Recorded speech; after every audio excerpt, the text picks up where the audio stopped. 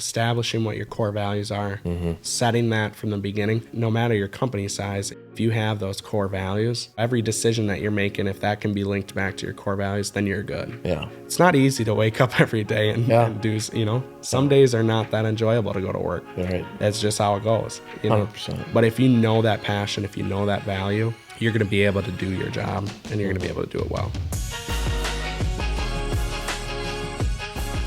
Welcome to the Media Core Minute Podcast. My name's Josh Langmaid. I'm your host. Today in the studio, I am joined by Matthew Feils, son of the owner, grandson of the founder, and future generation. How you doing today? Pretty good. How are you? Good. Good. I know when I sent you those questions, I was like, man, that's a good intro. He's got it down. Yeah, I didn't know how to follow up some of the other entrepreneurs that run successful businesses, and I'm just getting my feet wet right now. So, well, it's fun too because we've had people on that have started the companies. We've had a lot of second generation. We've had a lot of third, even like fourth generation. But it's fun because you'd be third generation, but even catching you now on an earlier end of that than some of the other guys that have like, hey, I'm third generation, but I'm running it now. Yeah. But to more of like, what's it like on that front end of like, we are going to be doing this kind of thing. So I was like, dude, he's got a cool perspective, and it'd just be fun to learn about that. Yeah, absolutely. Before we kind of dive into things, just for listeners' sake, what is Feils Oil and what do you guys do? Yeah, so Feils Oil is a company based out of southeast Minnesota, and we serve that area, southeast Minnesota and western Wisconsin. Yep. And we take care of gas and diesel fuel for commercial locations and farms. And then we also do like propane and fuel oil for home heat for customers. Mm-hmm. And then we also have recently started to move into lubricants, grease and oil and diesel exhaust fluid and those kind of things. So we do quite a wide variety from the individual homeowner all the way up to commercial and businesses and getting them their fuel needs. So. And as you have grown, is that kind of footprint grown as well, or is it more just kind of the services and what you guys do grow? Yeah, so we've had both kind of grow. So we started in Plainview, and that was kind of our main location, and we've kind of expanded into the neighboring locations and then especially into Wisconsin. And as we've moved forward, we found out that, hey, there's some other needs here in the petroleum industry that our customers are also looking for, and how can we serve them? How can we serve them better? Getting them better prices, getting them that's the best better services. When you're doing something and you're doing it well, but then your clients are like, hey, can you also do this? And you're like, oh, that kind of makes sense. Like, I'm sure like our other customers have like that same need as well. Like, what if we just open this division? I love when companies just figure out a way to keep expanding by like just doing what they do best. Yeah, it's been fun to watch growth happen, even in just this later part when I've been involved in the company. Just watch the growth stem from not our own ambitions, but our customers, what our customers need, and how we can provide that better than whoever's providing it right now. So that's been an interesting way to watch it expand and grow. Absolutely. Move into different directions. So kind of rewinding the clock a bit, just like you said, our grandson of the founder, Grandpa started it. Yep. And let's kind of get into like what that looked like back then when Grandpa was starting. How did it come about? What it looked like at the beginning? Yeah. So my grandpa, he in high school spent a lot of time around the local gas station, just hanging out with the owner. It was just a place to have coffee and meet up after school and that stuff. Was in Plainview. It was in Plainview, yep. And he spent a lot of time there hanging out, and eventually kind of the guy was the owner invited him and said, hey Bernie, come jump in the truck, let's go and let's go see what I do. And he started to ride along in the truck and got to know the customers. And when the owner decided that he was going to move on from being the Standard Oil agent in town, he recommended my grandpa to take that position over. And so that... Was Grandpa ever working for him, or just kind of just hanging out and seeing what I did, and it was something to do? Yeah, I think it was just... He was just hanging out, and he was watching the business, and And the owner saw something in my grandpa that, he had a drive to do things well and through high school and knew that. And so he kind of just kind of fell into this position here as a Standard Oil agent. And as things started to change, right, he ended up purchasing the oil business there in Plainview. And then from there, just started to expand. So the fuel truck was always sitting outside Grandma and Grandpa's house. That's how it started. Grandma was answering calls at home. Yeah. They were calling home, and Grandma was home with the kids and said, hey, we need fuel. And Grandpa would be there and out on the truck. And that's just how awesome. it was done. It was Just simple, out of the home, just one truck. That's how it started. Low overhead. Yeah. Yeah. That's great.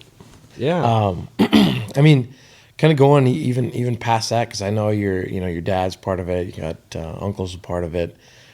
As time progressed, when did they start coming into the company, and as it kept growing? Because even were they even interested in it? Because so the funny thing is my Uncle Joe, the oldest of the brothers, he joined in with Feils Oil. He did a little bit of diesel mechanics school, but then he joined right with Grandpa and kind of expanded. That's when they bought the location in Wabasha. Okay. And so they worked that was together. pretty early on then. Yeah. So they worked together, just the two of them, and then Grandma still at home answering the phones. And then my Uncle John, the second brother, he went into like refrigeration and air conditioning and that kind of stuff. So he wasn't even in the industry. And then he ended up joining with. And then even past that, my dad was actually, he was a union plumber for many, I think 10 or 15 years.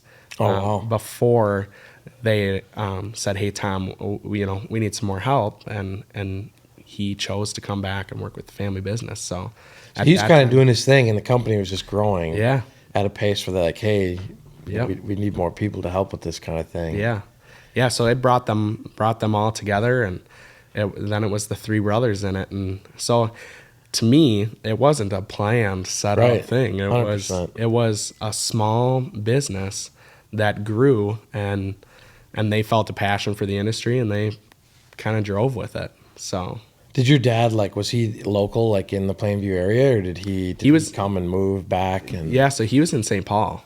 He was working in St. Paul as a union plumber for a long time. And then hey, we need you back in Little Plainview. Yeah, and he came back. So that's great. What were kind of some of your first memories? Because I'm sure you were around the store, around the business, jumping around with Dad sometimes, different things like that. Yeah, we kind of grew up. We lived out on a farm, and we grew up. The brothers and the other employees, they would, which we still do today, we all take a weekend on call. And so there were a lot of times, Dad's going out in the fuel truck today, or on a Saturday or whatever, and he'd work late at the office or whatever. So every day, usually after schools, we'd be popping into the office, grabbing treats from the secretaries, and then when we were in the trucks, when Dad was on call, we'd jump in with him, and we'd go along on the ride and see where he was delivering and all around the area. So we grew up our whole lives with trucks around, and we were there. We were part of it, we were part of it even when we knew it. We didn't know it. It's such a family thing too. That's that, you're always going to be around that kind of stuff. Yeah. I mean, growing, up even into high school though, you're getting closer to graduating, in your mind, is this hey, I got to pursue this, or am I going to be doing something totally different? Yeah. When I was in high school, I always had a passion for this industry. I liked, watching the way the family worked together, watching the way we served customers. That was something that I always felt a lot of pride in. But I had other aspirations. I had other goals. I went to college for something different. And where'd you go to college? I went to UMD. So I was up at University of Minnesota Duluth. Yeah. And I was going for my teaching degree at that time. And just kind of bunch of life circumstances and the way the world went. I kind of came home, and I just needed another gig Yeah. while I was still doing school. So I jumped in and helped in the office answering phones. And were you still at UMD then? I was Just still doing the online Yep, I because was doing the COVID online. stuff? Yeah, I was Yeah. doing online through UMD with the COVID. Yep. And yeah, I was Still for the teaching. yeah, at the still for time, teaching. yeah. I was still going. I was doing my work, at home or whatever, and I would jump into the office and, help out just for some extra cash. And 100%. as I got into that more, I kind of fell out of love with teaching, kind of thing, and Yeah. fell more in love with where my passion lied with the customers, this area. Yep. Being in the business, that was a drive for me. And then I kind of, at a moment, I'm like, maybe this is where I was supposed to be. Yeah. I always knew it was probably a possibility, but we Right. never talked about that. Dad never pressured, never said anything about it. And yeah, it just became something that I was like, So when you're doing that, then like, did you approach Dad and go like, hey, like, I'm kind of interested in this now? And yeah, well, we what didn't did it even look have like? that conversation Yeah. for a long time. Yeah, We started talking more into, I just started asking a lot of questions, Yeah. right? How does this process work? How have you been doing things that are this, and this, And then I even, I feel like I've challenged him a little bit and said, hey, what about trying this? Maybe this is a good way to do things. And then after we started having more and more of those conversations, that's when I kind of realized that, well, maybe we should have this other conversation about, what it means for me going forward in this business. Yeah. How that's going to work through, and that's the part we're still challenging with right now, right? Well, 100%. Because even with anything with family business is Yeah. when there's different generations and different ownership, and there's lots to navigate there. Yeah. Yeah. So to be able to do it and everyone still gets along is good. It is. Yeah. Yeah. It's hard to figure out. It's, you're trying to make everybody happy, and Right. with multiple owners, there's a lot of businesses that have one owner and what they say kind of goes. And what's always been an interesting thing about this business is those three brothers working together, because Yeah. they've had to agree. They've had to discuss the issues and the solutions and find a way to agree on something and go together. Because what I've always heard, and even just from talking to other people and the podcast, is just like that give and take. Just being able to work with people, knowing like, hey, you're not always going to get your way, and you got to be able to compromise sometimes. Yeah, and it's challenging, right? When you're figuring out how to move forward, invest in your business, grow your business. We've talked a lot about growth and how we are moving forward. And when you have different ideas about how to grow, sometimes it's hard to figure out, how are we going to make these jive together, our ideas? How are we going to create an investment that we can all commonly agree on? Nobody's going to be upset. Nobody's going to be angry about it, but that we can agree that this is a good investment for our company, because they're big choices. They're big things to talk about. And if you don't agree as business owners, it's probably ain't going to go very well. So, so you're back home, you're getting more interested. I know a little bit more about your story, but I mean, you basically transitioned to RCTC then, right? Yeah. So I moved to technical whole college. new degree. Yeah. Yeah. Yeah. I moved to technical college at Rochester, not bringing a lot of the credits with me because they were teaching oriented. Yeah. And then brought those back and started working more with towards my business degree, my accounting and marketing and economics and that kind of thing. So kind of moved into a new line of things. I always knew that business was something I enjoyed. Yeah. Or could possibly be something I would go to school for. But yeah, that was the time I physically made the switch to Rochester so I could be at home, work, get that experience at the same time as I was getting my education. And you wanted to get this business degree just so you feel more equipped to learn different things about how you can progress and grow the business, things like that. Because I'm assuming too, like you wouldn't have to do that. You could just start working into the company, but there's probably a lot of tools and resources that you can learn till you can bring back and incorporate. I wanted to figure out a way to kind of expand the knowledge that was at the business already. Yep.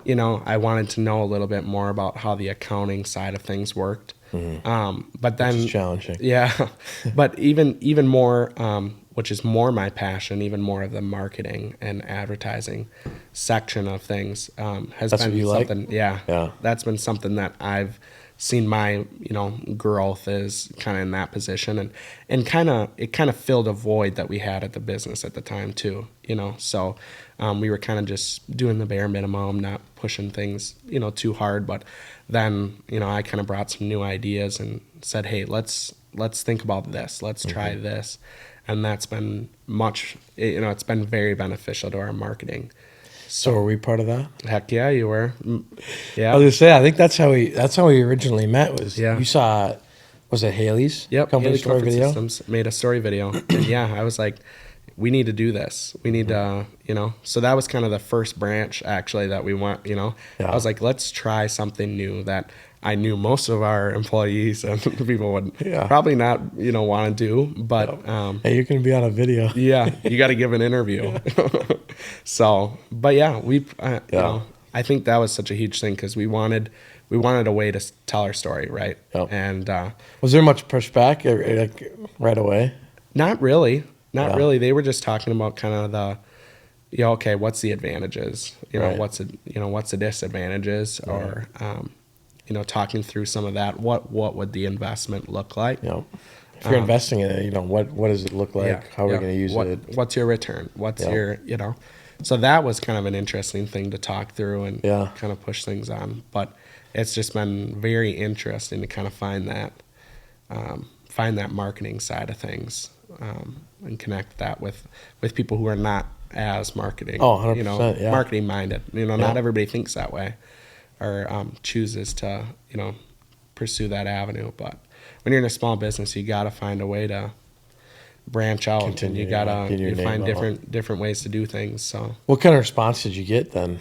Just throughout and having that yeah, video. yeah, we had a ton of people that, both current customers that were like, yeah, this is exactly why, That's we were awesome. telling our story and they were saying, yep, this is exactly why we choose you, because of your, family business.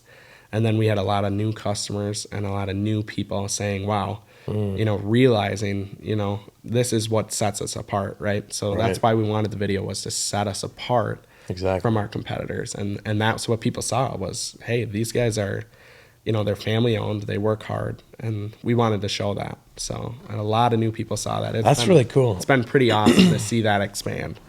It's always fun because I think a lot of companies, if you've been doing it for a long time, you think everybody knows you. Yeah. You're like there's no, everybody knows who we are, what we do, those kinds of things. And a lot of times that's where people, almost shoot themselves in the foot Yeah. by thinking that mentality because how much business is still left on the table because, you think everyone already knows who you are. Yeah. Yeah. And then the light kind of goes off after the fact, typically, when it's like, if we can get someone to, almost take that, like, it is a bit of a risk. It's like, what is this going to do? Well, there's no Yeah. guarantees. Yeah. We can share experience of plenty of other customers, but you're still taking that risk of like, Yeah. what is this actually going to do for us? Yeah. But it usually the light bulb goes off after the fact when they first see it, and then when they first put it out there, and you're getting like the responses back, like, oh, okay. Yeah. But it's really cool to like hear more of that kind of thing because, I mean, I even get in trouble with that kind of stuff. It's like, well, we're online all the time, Yeah. we're putting stuff out there, Yeah. you haven't heard of us yet. Like sometimes, like when I talk to someone, they haven't heard. I'm like, Yeah. where do you live, under a rock? Yeah, yeah. But like. Yep. And that's to my detriment though, of Yeah. going like, don't expect everyone to do that. Yeah. Yeah, I think it talks a little bit, it plays into that role of not necessarily rebranding your business, but like I think of it as more of reinitializing your brand. Yep. Or redeveloping your brand. So you have a brand. In our case, we had a brand. We knew kind of what we always did. Not everybody knew that. Yeah. Not everybody knew exactly, what our points were, so you got to find a way, and we're going to revisit it in, 3 years, Yep. 5 years. You should be constantly looking changes. at your brand and say, hey, how can we continue to promote this in new ways? How can we continue to move our company forward by showing that to different people? So I think it's constant. You don't have to go through that rebranding process all the time, but you do have to stay up to date on sharing. There's just an exposure, an exposure element. Yeah. And I always love when people come back and they say, hey, we've typically been known for this kind of thing. Like, people know us for this. And then, like, after they do, a podcast or video or something like that, and like, how many people said, wow, like, I knew you guys did that, but I didn't know you did this. And it's like, well, shoot, there's more business on the table that, like, I would happily use you guys for this. I just didn't know you did it. Yeah. So those kinds of things always happen too. But it's fun. It's fun for us because I hope everyone's passionate about what they're doing and stuff like that. But we just have such a passion of this and trying to dive into people's companies and going like, what can we actually do to make some kind of difference? Yeah. And when it does, it's just it's rewarding. It's fun. Yeah, it's cool to see. You're making a difference. Yeah, for sure. Yeah. I mean, for you guys in your industry, what does like the growth look like? With you starting to be involved more, with your cousins coming in, involved more, as not that ownership's switching now, but just as time continues and that shift happens, how do you foresee like the growth continuing? Yeah. So it's kind of hard to develop, right, where your growth's going to be in 5 years, but that's something where we're talking through right now on how to expand, what parts of our area, what parts of the area are kind of lacking where we can pick up more business. Yep. So we're kind of doing like a 2-step approach right now, and that's we're looking at the areas we currently serve and kind of developing a plan on how do we serve them better. Right. Looking at what do our customers currently, what do they need from us, that we could do better. But then, how can we get our name out to the areas that we already serve? And then lately we've kind of expanded more into the Wisconsin area. That's been our setup for new growth. And what we've kind of developed there is pretty much on the same lines of where we already serve, but showing people, this is who we are, this is how this is why you should choose us to do that business. But yeah, so we just have continued. We're trying to grow the current areas. We're kind of expanding in a new direction, and then right now, we're just we're kind of going into new products. We're working with the lubricant. We're working with our oils and our grease and a bulk oil delivery. So we're kind of doing more of that aspect, and that's been our most recent growth by product is through that. So yeah, there's a couple different ways to expand. Right. So I think choosing one way is sometimes not always the best. It's many ways that you're choosing to grow, and it happens over time too. It does. You can't know exactly what it's going to look like. You know, you can have those goals and things. I think it's been interesting talking about about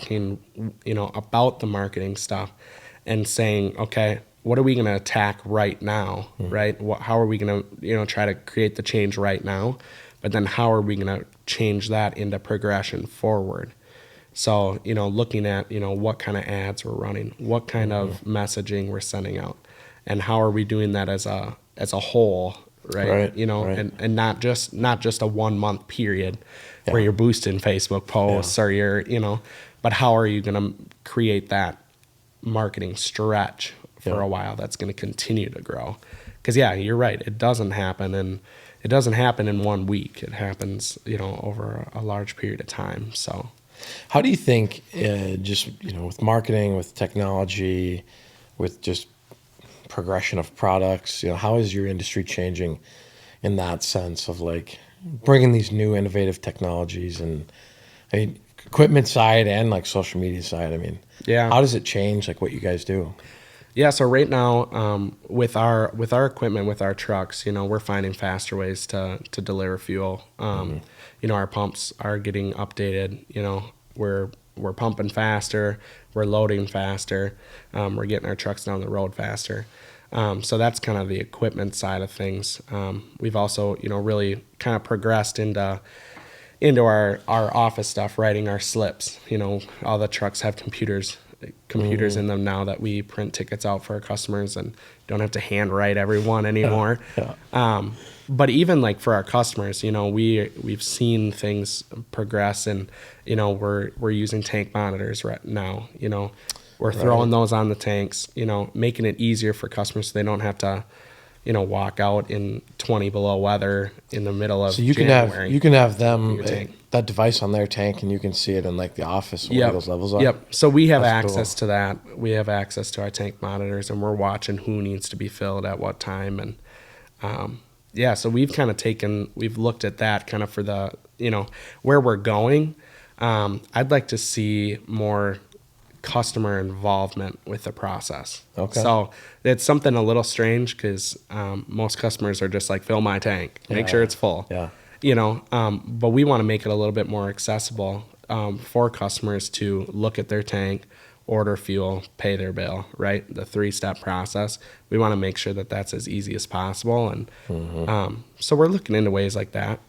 Technology and expand that. softwares and Yeah. things like that. That definitely Yeah. helps that for sure. Yeah, And but yeah, the other thing is though, you got to get these people on board with it too. exactly. Like, hey, I've done this way for my entire life. Yeah. It's like you're trying to switch everything up on me. Yeah. Yeah, we've I think we've excelled at that area. As things have expanded for us and we've moved in new directions, we're very understanding of our client base, and we know what's going to work for some people and what's going to not work for others. And that's been an interesting thing. And that goes into how we serve our customers, right? We know our customers by name. We know who they are. We know their personalities and how they like things done. And then we create a service around their needs.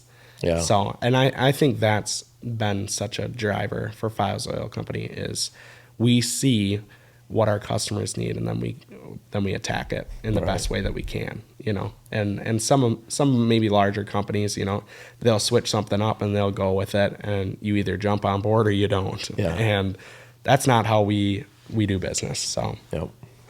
So it's interesting too. While you're talking, I'm thinking about like what industries you have play most in. Is it like ag and just businesses, or is there a big variety? yeah, there is actually a big variety in who we serve.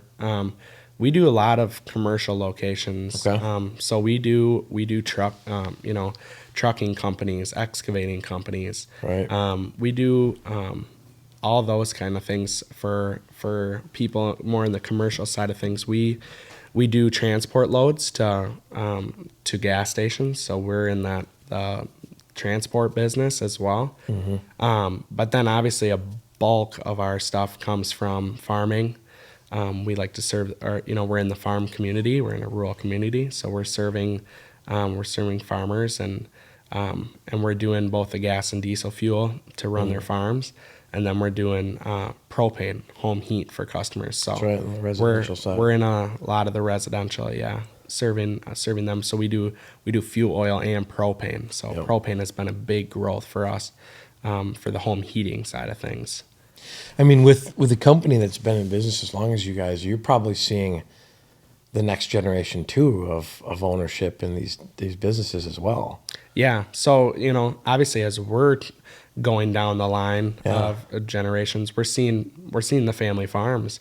We're seeing them move down in generations. We're watching the commercial businesses get passed down to businesses. So, that's what it's kind of neat, It's, I grew up with somebody and now we're working together where our dads used to work together. Right. And that's been an interesting thing to watch happen and move forward and progress. And that's what family owned company, that's our driver, right?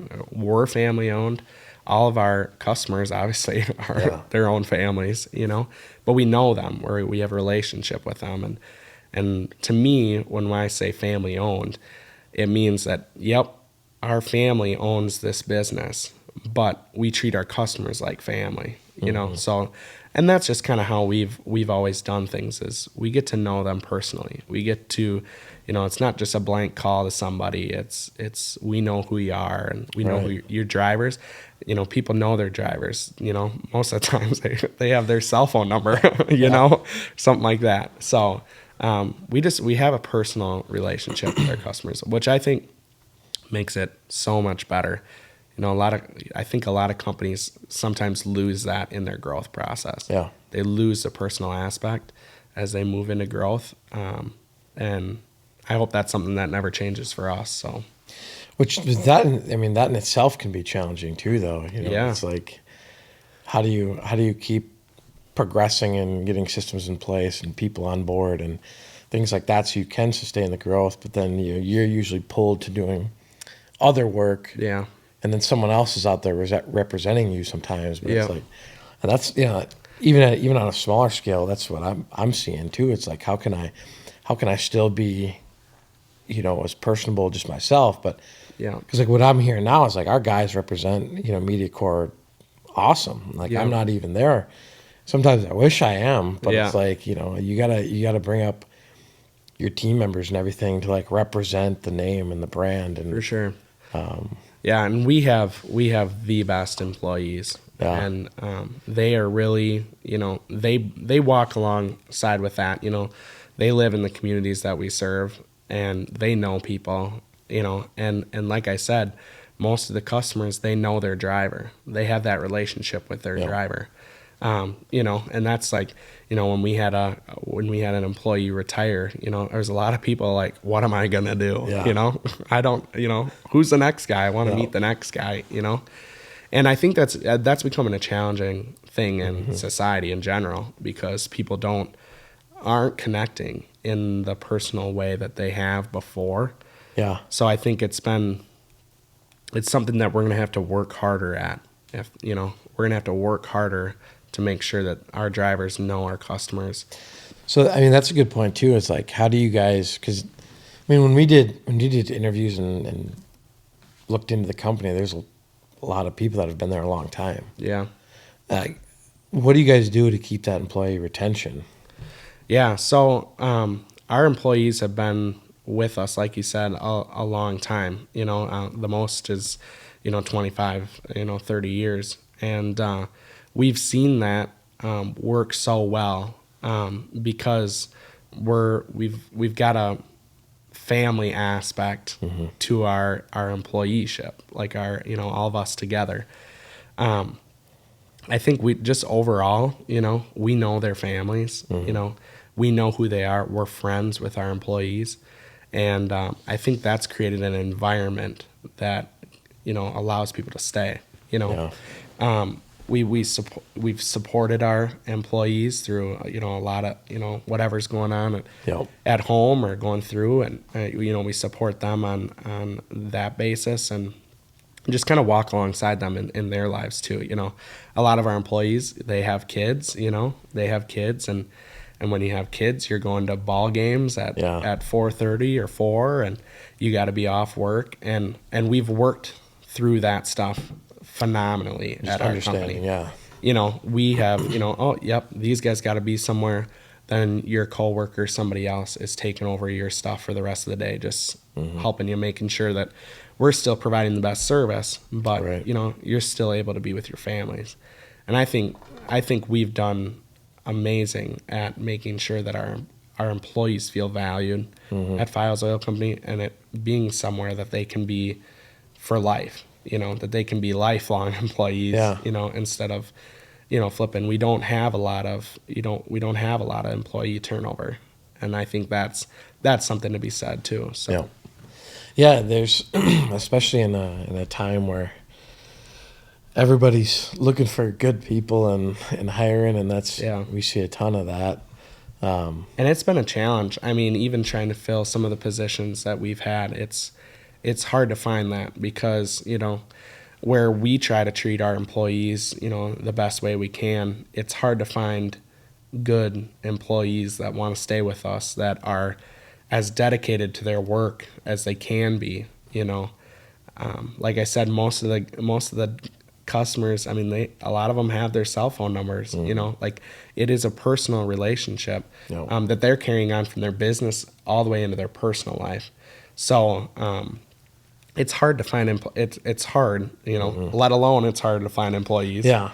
But it's even harder now to find good employees that are going to stay that are going to stay. Take the same pride in their work. Exactly. Walk alongside, you know, walk with us through our business and through our growth. You know, they're just as our employees are just as determined as we are to do the best job we can. Yeah, it's part of that too is just like, you know, the generational switch. You know, guys moving out of the workforce they want different things than the younger generation moving in right now, and just trying to like understand, you know, how someone previously might be huge on like benefits and like the retirement and having, you know, whereas like, you know, a younger generation's coming in and they're like, you know, I don't really care about that. Like I just want like, you know, a high hourly and like flexibility to take off work or something like that. It's just, so it's interesting to see like how businesses will have to shift with, you know, just the needs and wants of new people coming in. Yeah, and that's the goal that businesses are going to have to figure out is, you know, how do you walk alongside your customer, or how do you walk alongside your employees, making sure that they have what they need, you know, while they're, you know, making sure that you have what you need to serve your customers in the best way you can. Yeah. So that's taking a look at, you know, you're taking a look at their families. You're looking at what they need, you know, personally in their personal life. You know, what they need as a job, work environment. You know, are you providing the best work environment? Are you comfortable with your coworkers? Are you building those relationships? You know, it's walking through all those aspects of things and making sure that you're offering something that they're going to connect with, but then something that, you know, they are going to see as a prideful thing, as they're going to take value in what they're doing. And it shows you care. Yeah. You know, and like just having their interests and stuff like that. When you can show someone that they're not just another person, that they have value inside of your company and what you do and things like that. It's just people, again, you buy into that. You don't just feel like, I'm just another guy here that, you know, and I'm gonna look for the next thing, you know, whenever I get a chance. Yeah, as we're, you know, as you market to your customers, you know, you got to market to your employees as well. Yeah. You know, you gotta make them, you know, you gotta make them feel confident that, hey, we're taking this new investment. You know, this is why we're doing what we're doing, and this is how it's gonna help us. And so you have to walk them through it, and that's how I kind of see it. Is, you know, we have owners of the business, right? But our employees, they're the ones that are working hard for, you know, working just as hard with us. Yep. So their input is very valuable to what we do at Feils Oil. You know, their knowledge. I mean, some of these guys, their knowledge of the company is just beyond anything. And they, you know, we have to walk. We got to walk together, not as you know, owner and employee, but walk as kind of equals, because they're knowing the business just as much as we are. And so we're playing that back and forth, right? We're playing that back and forth. We're supporting them, and really they're supporting us. And I think that goes into family-owned business. You know, it's not family values. It's not just a family. You know, we're all family at Feils Oil. Yeah, at least that's my opinion. Yeah, absolutely. So, one of the things that I enjoy just with podcasts and talking to people in business and things is to hear kind of that motivating factor, that what drives you, what gets you up and wanting to progress and, you know, work hard every day for it. Yeah. I think for the most part, for me, and I guess I can't speak for anybody else, but for me, I think the passion that drives me in this business is the customer relations, how we work with our customers, how we want to work with our customers. To me, you know, Yeah, I'm passionate about the gas and diesel and the petroleum industry. I think that industry has supported America through a lot, and I think it's an industry that we need to continue. So that the industry is very hard on my, or very close to my heart. But I think just you're walking along with these businesses, these customers that are doing their own thing, and how do you support them? And I think that just goes into my aspect of more of this is a service industry, and you're watching kind of like MediaCore, right? You have a passion for working and seeing people progress, and we see that too. We see our role is just a small part in farming, to progress your family farm. We got to provide this service to you at the best cost, and in the quickest way possible. And then my passion is watching those family farms grow, watching people, excel. It really is. It's letting us take the responsibility for something and letting you do your thing the best way you can do it. Right. And, that goes to even our residential, it's our, we know that people, they have other jobs, they have things going on. You don't want to have to worry and sit on the phone for an hour, making sure your propane tank gets filled. Yeah. We want to be able to do that quick, easy for you so that you can focus on the things that matter in your life. So for me, I think the service part of our industry is what drives me every day. It's seeing customers, it's talking to customers, it's delivering to customers. It's watching how we can do that, how we can take that little piece of responsibility for them so that they can do what their passion and drive is. So, yeah, I mean, you probably get excited, like just like us, like when your customers like win, it's exciting, and you get to again hear the response and stuff like that. It's to me, there's like even just as like humans, we need like roles and we get satisfaction by like knowing like what we're doing is making a difference. Yeah. So, if you can provide a service that's like, this is actually like changing someone's life, making it easier, progressing their business, whatever it is, it's like there's satisfaction in like knowing like, man, like we're doing something right. Yeah. I think, everybody's got a role to play wherever they are, whatever their career is in. Everybody's got a role to play. And, us filling the gas barrel, that might not be a life-changing event for, it's, we're not saving somebody's life. We're not, taking a lot of, risks or, but like I said, each person has to play a different role. And if we can take that responsibility, if we can serve you in the best way, if we can serve you with a smile and a joyful conversation, that's going to in turn allow them to go and serve in wherever they are in the best way they can. So I think if, as a business, you gotta truly take a passion for what you do, your industry. For me, it's the petroleum industry, right? You gotta take a passion for that and then find a way to make it beneficial for your customers. And I think each business can strive at doing that if they look at, what can we do to make our customers' lives a little easier? And especially now, what can we do to save our customers a little money? Family farms, they're working, their prices are fluctuating. Our home, our residential areas, their utilities are going back and forth.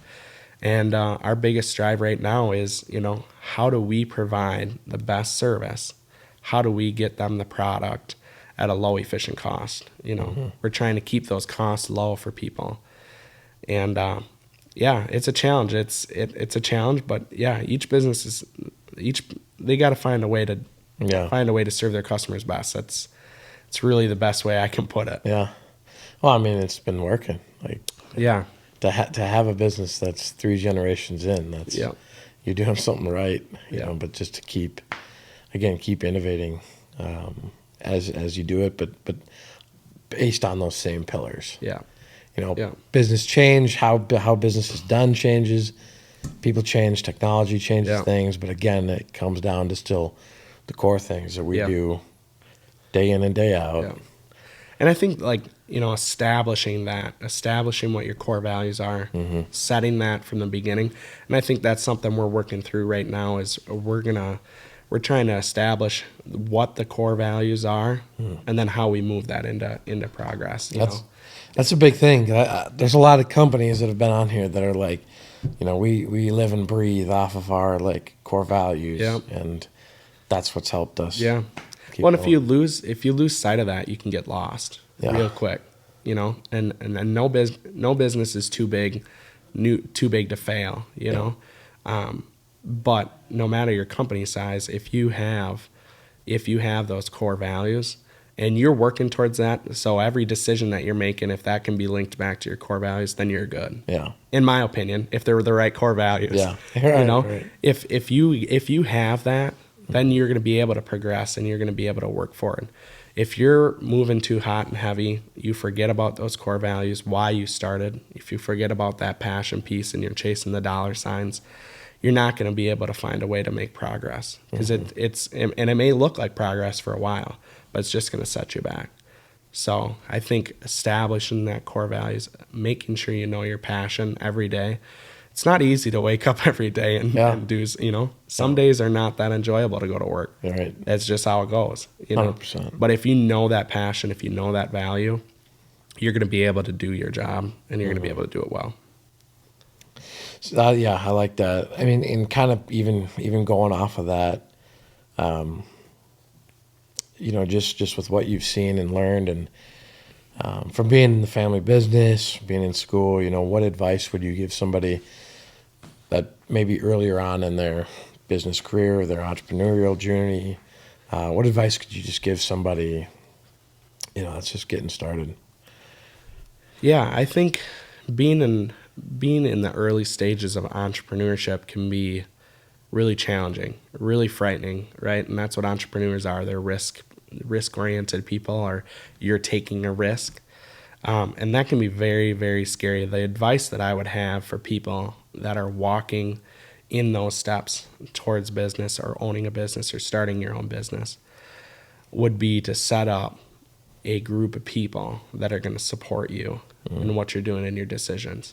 And those people don't have to be the top of the top business owners. They don't have to be the people with the most knowledge, the most capabilities.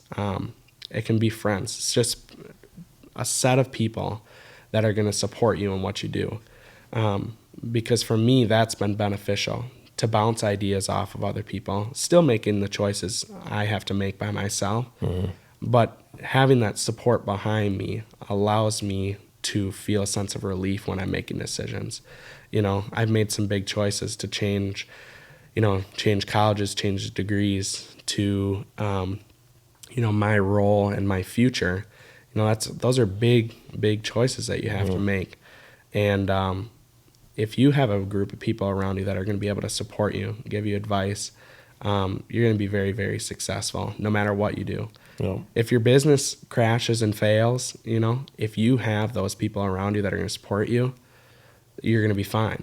If you turn out to be a very successful business owner, you still got to have those support people by your side. And I would say that would probably be my biggest thing of advice, is create that support team around you that's gonna help you along the way. No, that's great. It's definitely like you said too, just with, even if at the end of the day it comes down to your decision, but to still hear and I'd almost workshop these ideas with people. It can just give you clarity on different things, and everyone has a different perspective on it. They do. So it's fun to hear everyone's thing, and then hey, I'm going to take all this information and try to make the best decision I can off of that. I mean it's easy for me to go and the guy behind the desk is my dad. You know? It's easy for me to go and chat with him and get advice from him. But sometimes I need a different perspective. I need a different perspective on what I'm doing. Different. Yeah, he does. Everybody thinks different. Yeah. And we disagree on things. And you gotta have a team behind you. You can't have one person. You gotta have a team behind you they're going to support you, because that's going to be the way that you're going to be successful. One person's advice isn't going to lead you to success. It's, it's a group of collective ideas that are going to get you there.